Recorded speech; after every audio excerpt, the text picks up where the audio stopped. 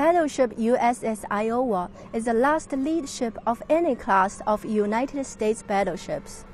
So today, let's go to the Iowa parked in the Los Angeles harbor together and take a look. The Iowa-class ships were a class of fast battleships ordered by the United States Navy and built in the New York, Philadelphia, and Norfolk Naval Shipyards. As its lead ship, the USS Iowa BB-61 started construction in June 1940 and finished in February 1943. Three other Iowa-class battleships are the New Jersey, the Missouri, and the Wisconsin. It may be confusing with all the names of states, but the U.S. Navy typically names great ships after states. All four of the ships officially retired by 1992.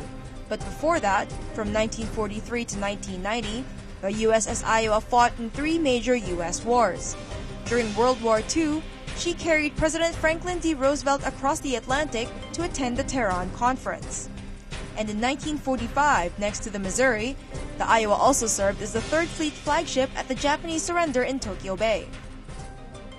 Actually shelled the Japanese coast a few times. That allowed, probably took some pressure off China in terms of pulling manpower that they would have liked to stay or allowed to stay in China, but they had to go fight the Americans as we were island hopping up towards Japan's home islands. And Iowa was also right next to the Missouri when they signed the surrender declaration. She was the lead communication ship, actually. So she was close with all the allies that helped sign or also signed the surrender declaration. I enjoyed being aboard the USS Iowa. I was aboard it when the peace treaty was signed in Tokyo Bay.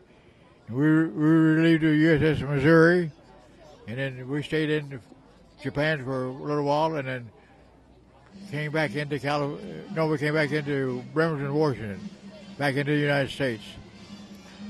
But I enjoyed every minute I was aboard it.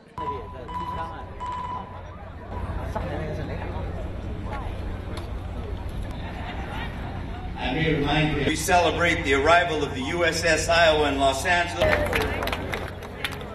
In 2012, after decades of action and several stints with mothballs, the USS Iowa has finally found a new home at the port of Los Angeles in San Pedro. There, the mighty battleship became a museum. At the opening ceremony on July 4, 2012, the then mayor of Los Angeles, Antonio Villaraigosa, President Roosevelt's great-granddaughter, the governor of the state of Iowa, and a crowd of more than 1,500 supporters and veterans came to the Iowa and celebrated. 3 days later, Battleship USS Iowa officially opened to the public. We have most of the upper decks are open, at least the exterior decks.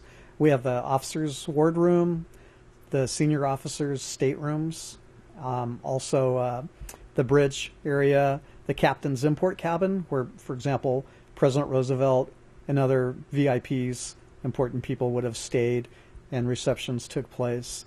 We have the flag bridge further up, open on the ship.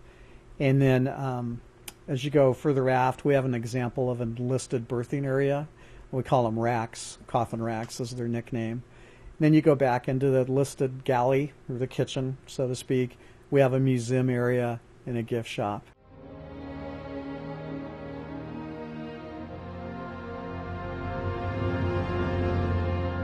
Battleship USS Iowa is about 887 feet long and weighs more than 45,000 tons. Her main battery consisted of 9 406.4mm caliber Mark 7 guns. At the time of their use, they could fire 2,700-pound armor-piercing shells. She was modernized in the 1980s and was the first battleship to receive the RQ-2 Pioneer Unmanned Aerial Vehicle. Now on the USS Iowa Museum, there are many veteran volunteers as docents on board, telling visitors the history and stories about Iowa. The ship, for the most part, is fairly original.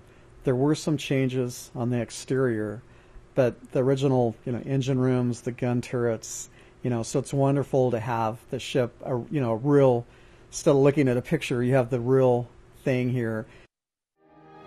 In the next few years, The USS Iowa will open more areas of the ship to the public, including the post office, the machine room, and even the engine room and boiler room. Then people can learn more about this historic battleship.